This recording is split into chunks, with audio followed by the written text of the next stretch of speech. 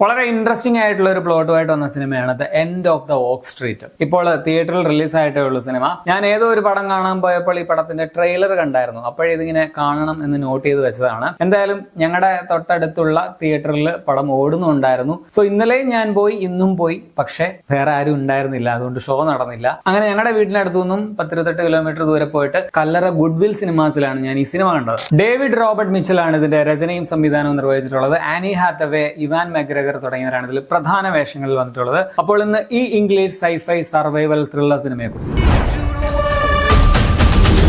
1982 കാലഘട്ടമാണ് പടത്തിൽ കാണിക്കുന്നത്. ഒരു രാത്രി എന്തോ ഒരു അജ്ഞാതമായിട്ടുള്ള പ്രതിഭാസം കാരണം ഒരു സ്ട്രീറ്റ് മുഴുവനായിട്ടും അത് നിന്ന സ്ഥലത്ത് നിന്നും വേറൊരു സ്ഥലത്തേക്ക് അടർത്തി മാറ്റപ്പെടുകയാണ്. അതിൽ നിന്നും സർവൈവ് ചെയ്യാൻ ശ്രമിക്കുന്ന ഒരു ഫാമിലിയുടെ കഥയാണ് ഈ പടം പറയുന്നത്. പിന്നെ ഈ പടം ഡയറക്ട് ചെയ്തിരിക്കുന്നത് ഇറ്റ് ഫോളോസ് എന്ന 2014 ഇറങ്ങിയ എന്റെ ഒരു ഫേവറേറ്റ് സൈക്കോളജിക്കൽ ഹൊറർ പടത്തിന്റെ ഡയറക്ടർ കൂടിയാണ്. ആ ഒരു പ്രതീക്ഷയും കൂടി ഉണ്ടായിരുന്നു. പടം എങ്ങനെയുണ്ടെന്ന് ചോദിച്ചാൽ ഒരു ഡീസന്റ് സർവൈവൽ ഡ്രാമയായിട്ടാണ് എനിക്ക് തോന്നുന്നത്. ഇതിന്റെ പ്രമേയമാണ് കിടു എന്ന് എനിക്ക് പറയാനുള്ളത്. പടം അത്രയും കിടു എന്ന് ഞാൻ പറയില്ല. വൻ സംഭവമല്ല, പക്ഷെ വേർത്ത് വാച്ച് ആയിട്ടാണ് എനിക്ക് തോന്നിയത്. സോ എനിക്ക് വർക്കായി. ചുമ്മാ ഒരു ഫൺ വാച്ച് എന്ന രീതിയിൽ ഞാൻ എൻജോയ് ചെയ്ത് കണ്ട ഒരു പടമാണ്. സോ ഈ ഒരു ഐഡിയ പടത്തിന്റെ നൈസ് ആയിരുന്നു, ആ ഒരു ബേസിക് പ്ലോട്ട്. പിന്നെ പടം എൻഗേജിംഗ് ആണ്, ഫാസ്റ്റ് പേസിൽ പോകുന്ന ഒരു സിനിമയാണ്, ബോറൊന്നും അടിക്കുകയില്ല. പിന്നെ കുറച്ച് നല്ല ത്രില്ലിംഗ് മൊമെന്റ്സ് ഒക്കെ സിനിമയിലുണ്ട്. ആനി ഹാത്തവേ ആണ് ഇതിൽ സർവൈവ് ചെയ്യാൻ ശ്രമിക്കുന്ന ഫാമിലിയിലെ അമ്മ ക്യാരക്ടർ ഡെനീസ് ആയിട്ട് വരുന്നത്. നൈസ് പെർഫോമൻസ് ആയിരുന്നു. എനിക്ക് പേഴ്സണലി ഇഷ്ടമുള്ള ഒരു നടിയാണ്. ഈ വർഷം ഇപ്പം എനിക്ക് തോന്നുന്നു ആനി ഹാത്തവേയും സെന്റയും കൂടെ മത്സരമാണെന്ന് തോന്നുന്നു. ആര് ഏറ്റവും കൂടുതൽ സിനിമകളിൽ ഈ വർഷം അഭിനയിക്കും എന്നുള്ളതിനെ കുറിച്ച്. ഇനി ഒരു പടം കൂടി എങ്ങാണ്ട് ആനി ഹാത്തവേയുടെ വരുന്നുണ്ട്.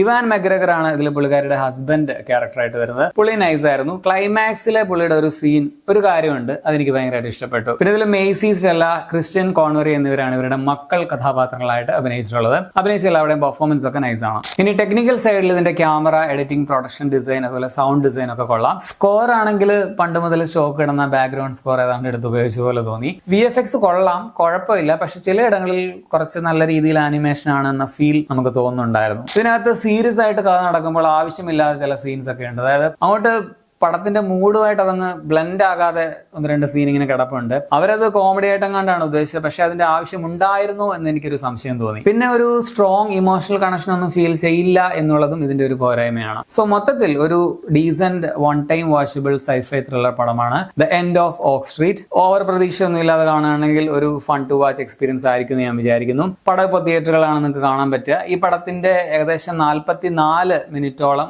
IMAX ക്യാമറയിലാണ് ഷൂട്ട് ചെയ്തത്. ഫുൾ അല്ല കേട്ടോ. സോ IMAXിലൊക്കെ കണ്ടാൽ നല്ലതായിരിക്കും. പക്ഷെ 850 രൂപയൊക്കെ മുടക്കി കാണാൻ എനിക്ക് പറ്റില്ല, ഞാൻ റെക്കമെൻഡ് ചെയ്യില്ല. പക്ഷേ ഇറ്റ്സ് യുവർ ചോയ്സ്. 1 മണിക്കൂർ 39 മിനിറ്റ് കണ്ടാണ് സിനിമയുടെ റൺ ടൈം. 18+ ആണ്. ഈ പടത്തിന് സത്യത്തിൽ A സർട്ടിഫിക്കറ്റ് ആണ്. പക്ഷേ ഞാൻ കണ്ട തിയേറ്ററിലാണെങ്കിൽ കൊച്ചുകുട്ടികളൊക്കെ ആയിട്ട് ഫാമിലി ഒക്കെ വന്നിട്ടുണ്ടായിരുന്നു. എന്നിട്ട് ആ പിള്ളേരാണെങ്കിൽ തിയേറ്ററിനകത്ത് ഭയങ്കര ബഹളം. സ്റ്റിൽ ഇതിന് A സർട്ടിഫിക്കറ്റ് കിട്ടിയതാണെങ്കിൽ പോലും അത്രയ്ക്ക് വയലൻസ് ഒന്നും പടത്തിലില്ല കേട്ടോ. എങ്കിലും ഇത് പിള്ളേരെ കാണിക്കേണ്ട എന്നാണ് എൻ്റെ ഒരു പേഴ്സണൽ അഭിപ്രായം. അപ്പൊ നിങ്ങൾക്ക് ഏറ്റവും ഫേവറേറ്റ് ആയിട്ടുള്ള ഡൈനോസർ മൂവി ഏതാണെന്ന് കമന്റിൽ പറയുക. അതുപോലെ ഈ പടം നിങ്ങൾ കണ്ടുള്ളവരാണെങ്കിൽ നിങ്ങളുടെ അഭിപ്രായം കമന്റിൽ രേഖപ്പെടുത്തുമല്ലോ.